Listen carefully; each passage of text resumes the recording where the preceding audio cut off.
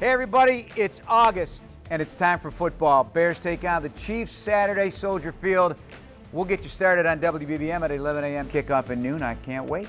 Big Tom, we're back and better than ever, hopefully. You know, I've been impressed with everything, the way it's gone according to plan since Matt Eberflus and Ryan Poles has come aboard. I thought it was just you and I better than ever.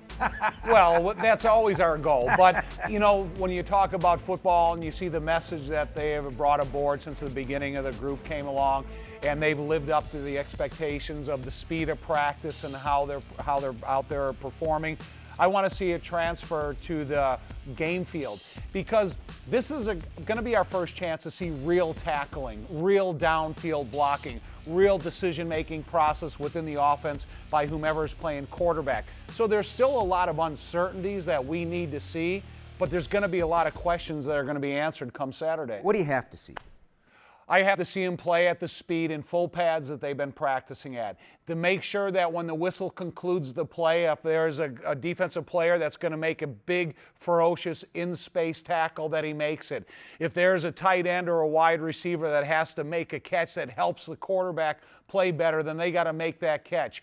The running backs all belong here, and I'm excited to see everyone get a chance to carry the ball on this outside zone running game that we're talked about. Do they bounce off tackles? Do they make extra yards? Do they complement the blocking scheme in front of them? So there's just some little details that are going to play out in the big picture. I personally am very excited about the running game and how that's going to translate on Sundays, and in this case on Saturday afternoon. And I'm also super excited about the passing game that they'll be involved in, the screen game, the swings out to the flat, because much like you said, they all belong here. They all can catch the football too.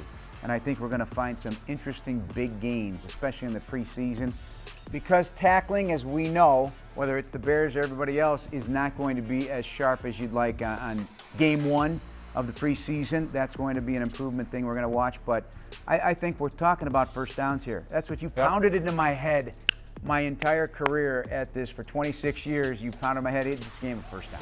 Let's just get first down. I think that's the best way for the offense to complement the defense. If they go out there and they have a time-consuming offensive game plan that results in plenty of first downs, gets them in the red zone, that results in a touchdown, the defense is on the sideline, getting fresh, waiting to come in and play the ferocious style of defense that we've seen throughout training camp. This is the full complementary of offense and defense, and then how special teams fit in.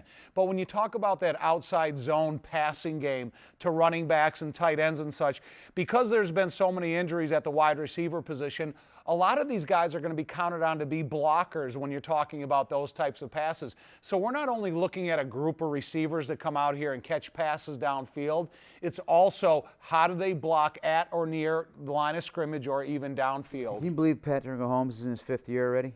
Yeah. Boys, he had success. It seems like I heard 10 years of information about him in that 5 years. I know. Well, it's a 6-time division winner coming into Soldier Field to take on the Bears. So the defense, I'm assuming he's going to get a few snaps. If he does, he doesn't. It doesn't matter. But they're taking on a little bit of a different team here. This is a very fast offense, even without Tyreek Hill. So I'm interested to see how the defense responds, because Matt Eberflus and Ryan Poles, they want smart, fast, tough, nasty football players in all three phases, but certainly you start at the defensive side of the ball. And I think we're going to find out a lot of good things about the Bears in the secondary especially. And are we talking enough about the front four? No, because I think you need a lot of production out of the front four to complement the linebackers and the defensive backs. But one thing you have to look about this game is Kansas City Chiefs, their scheme has been in place for quite a few years with the quarterback. The Bears is a brand new scheme, offense, defense, and special teams. So now you get a chance to evaluate a developing scheme against an experienced scheme.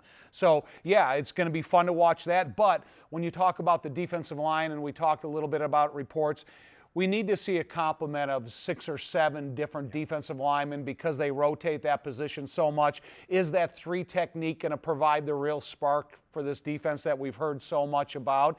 And our new guys like Nicholas Morrow coming aboard, being able to flash that speed like we've all seen in practice, now carry over to the game field. Here's what we're going to really find out. We're going to find out how they take it from the classroom to the playing field when you're a young player.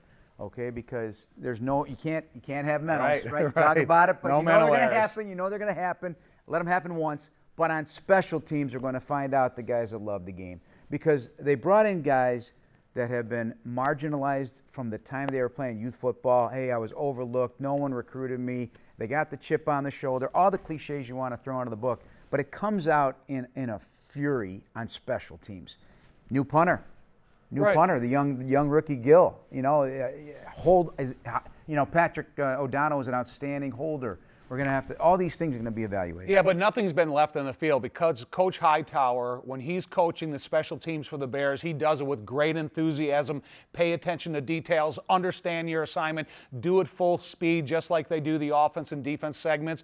And I think it's a great opportunity, again, to go up against an experienced special team group like Dave Toe brings in here with the Kansas City Chiefs. Because if you want to evaluate where your skill set is in terms of a segment talking about special teams, you want to see him against a good, experienced group. Hey, there's a couple things. A word, vanilla.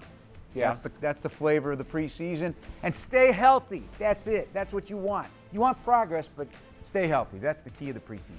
It's always about, that's always the key, but progress is a main element, because we talked a little bit about the depth chart. You have guys that come in day one of training camp, they see that where their name is on the depth chart, and it's only their goal to get up to the front of the line, or the guys that are the front of the line to stay there. When you're talking about a real game experience, whether it's preseason or regular season, you better perform, because you're always being evaluated. Yeah, that depth chart, as I told you earlier, is psychological warfare. Yeah, it is. You're way down on that list, like you were telling me a story at Notre Dame.